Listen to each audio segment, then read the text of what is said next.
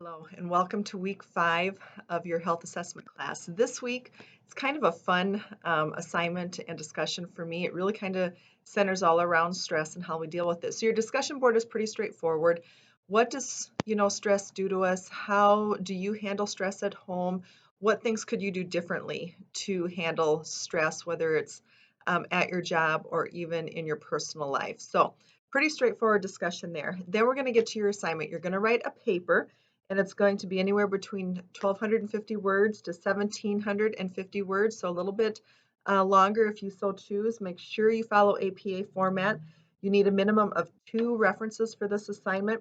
And again, this is going to kind of be surrounding, well, it can have something to do with stress, but it's going to be about the case that defined you as a nurse and how this case still affects you to this day.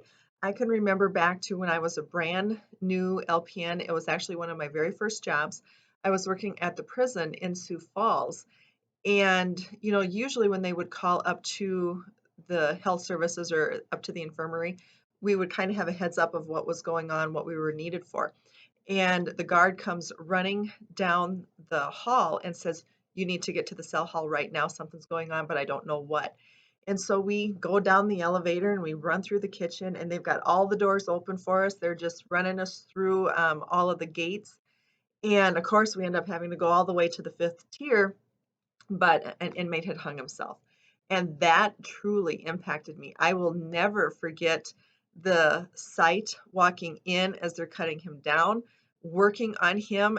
I can remember almost freezing at the beginning of, them cutting him down. And it was just an overwhelming thing for me because I had never really worked with a suicide before. I mean, I've worked with patients that had passed away, but not like this. And of course, you've got 1,000 eyes on you from all of the inmates. And there were just so many things going through my head. Are we safe? And we ended up having a debriefing, which is going to be part of your assignment too, to discuss who would be involved in that and kind of what the point of a debriefing is. And of course, we all had to go through that. But I think I was like 21, maybe something like that, 21, 22, somewhere in there. And of course, I wanted to go to this because I did have a hard time with it that night. Everybody kind of went down to the bar and, drank all your feelings away or whatever. But I was still having some unresolved issues with that just because it was something that I had never experienced before. And, as the guards start showing up, they're just basically, going through the motions. And I don't know if it was a man thing or macho thing. I don't know what it was, but you've definitely got the feel from them. Just don't talk. This is a formality. We just want to get through this and, move on. So anyway, kind of talk about the importance of debriefings. Are they used in your workplace? Who would be there?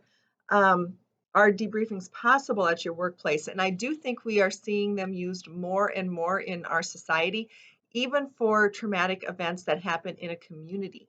Like you might have, I know in the Canton community, we had an accidental um, discharge of a gun where a teenager was killed, and that was huge. So they had debriefings for the fire department who responded because it's a volunteer fire department, for the ambulance crew who responded because those are volunteers.